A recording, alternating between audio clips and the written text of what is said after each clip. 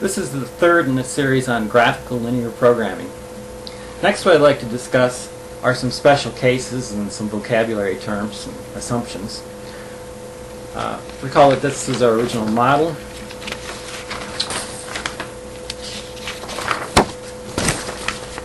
First, I'd like to discuss the difference between binding and non-binding constraints and the terms slack and surplus. Recall that in our original model, we said that this was the optimal point. It's defined by the two constraints. So in fact, both of those constraints are binding constraints. Why are they binding? Well, recall that our solution is 12 and 6 at that point.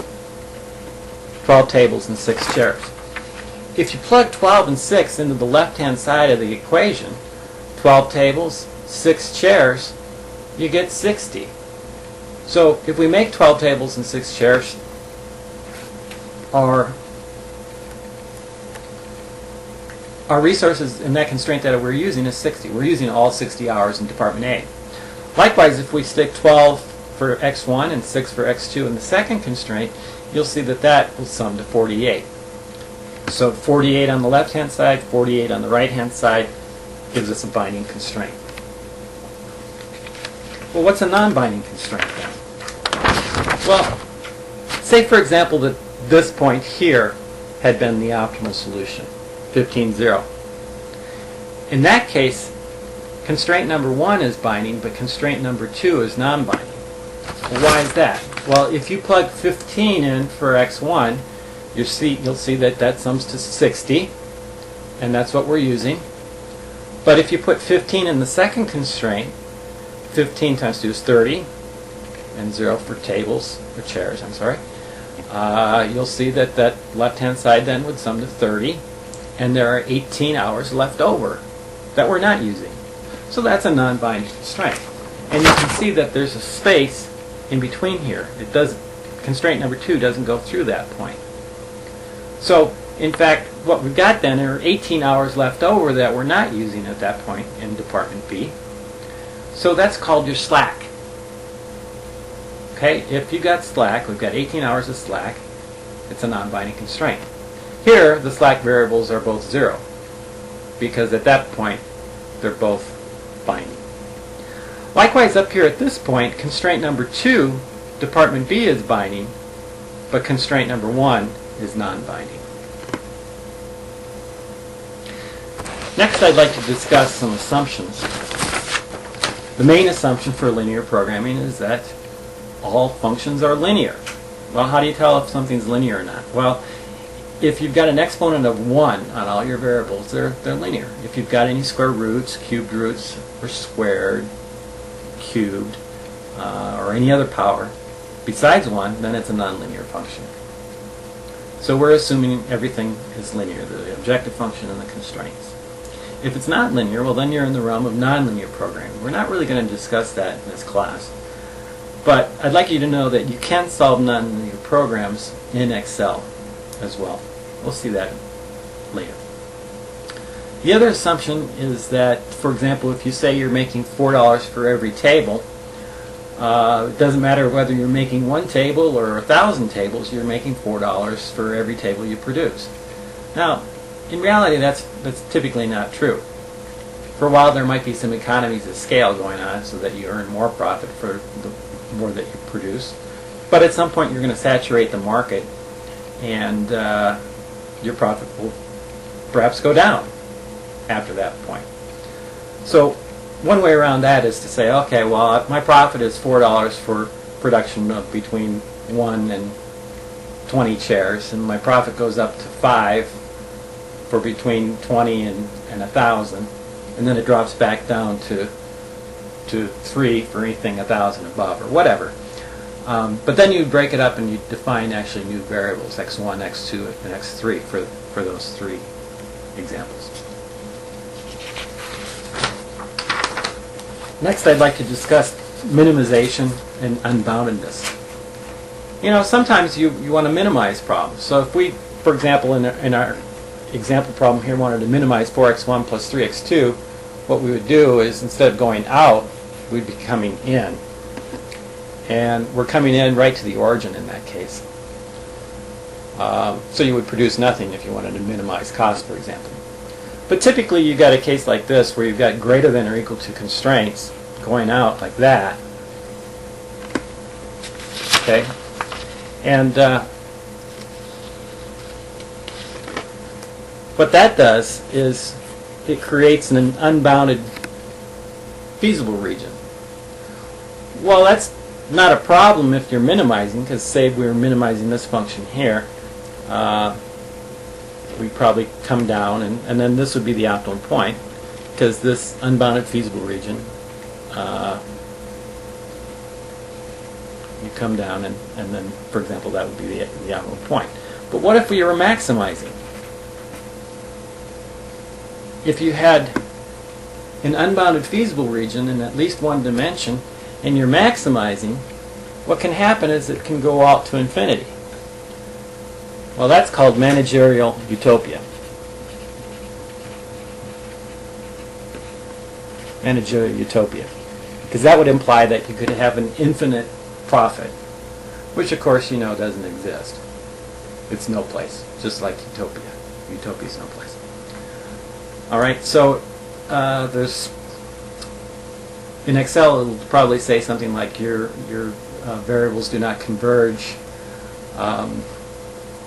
It'll give you an error message, and it'll probably be an easy fix. Just change it from max to min, because the default in Excel is max. So if you do have a minimization objective function, you need to change it to that, and then it'll converge to an optimal solution. So if you get managerial utopia, you've probably made a mistake. Next, I'd like to discuss alternate optima. Alternate optima occurs if you have more than one optimal solution. Okay? Well, when could that ever happen? That would happen, for example, if the slope of our objective function is exactly the same as the slope of one of our constraints.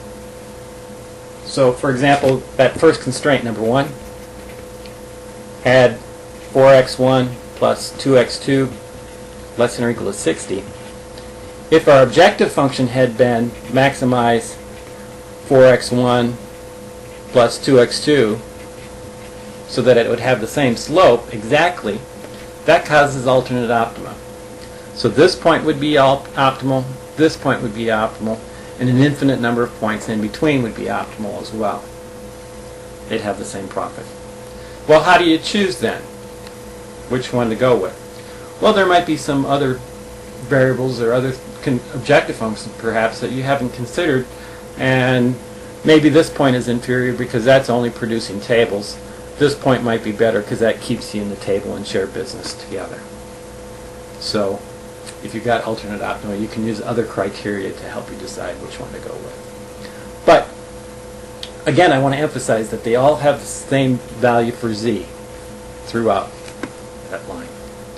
So that's the special case of more than one optimal solution. Redundant constraints. Well, when does that happen? Let's say that we had a third constraint that looked like this. 1x1 plus 1x2 is less than or equal to 50 in department C. Well, how does that change our problem? Our feasible region originally was down here, right? And if we throw in a new constraint that looks like that, it doesn't even touch the feasible region. So that's known as a redundant constraint. It doesn't even touch the feasible region. You can leave it in, you can take it out, it doesn't matter, it doesn't change anything in your model. You still get the optimal solutions right there, and you still get the same feasible region. So redundant constraints don't matter.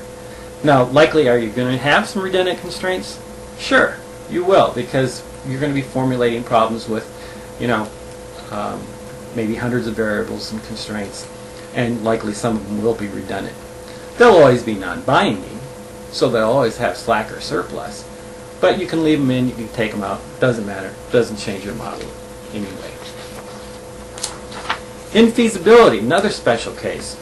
Well, what happens if you had this problem again? Okay, and then we threw in a third constraint that was a greater than or equal to constraint, and these are less than or equal to constraints. Well, where's the feasible region? There's no overlapping region at all. So this is the case of infeasibility. What do? Well, there's two possibilities. You've either made a mistake, and maybe this was a less than or equal to constraint, in which case this would be feasible again. Or maybe you haven't made a mistake. Maybe your problem really is infeasible. Life is that way. Some things are infeasible. Well, what do you do then if it really is? Well, two possibilities. It depends. Are they hard constraints, or can some of them be moved? If they're hard constraints, you're stuck. If you can't move them, you're stuck. But maybe we can loosen them up a little bit. Maybe get some more resource, move it out a little bit here, and move this one in a little bit here to here, and create a little feasible region down here, which we can then say, now that's the optimal point. But if you can't move them, within feasibility, you're stuck. And in Excel, you'll get an error message about infeasibility. Degeneracy, and that's another special case. It's one of my personal favorites. Who's a degenerate here? Or I guess we should say, what's degeneracy? Degeneracy is something unusual that happens. And in this case, what can happen is, if you've got a point in space that's overdefined, it's degeneracy. In 2 dimensions, it takes 2 constraints to define a point. But if we get 3 constraints, 3 lines going through that point, it's degenerate. It's degenerate. Why do you care? Well, it used to be we care about this because it would cause what's known as cycling in the simplex method that Danzig invented. You could actually get stuck on that point. Because with the simplex method, what you do is you hop from extreme point to extreme point, always improving the objective function until you stop. So that can cause cycling. The final case is multiple objectives. What happens if you have multiple objectives? What happens if your employees really like to produce tables but not chairs? Well, then this was the original solution. This would be the second one. Where's the best point? Well, it turns out the best point would be somewhere in here on the efficient frontier. And then you just have to decide which one is best on that efficient frontier.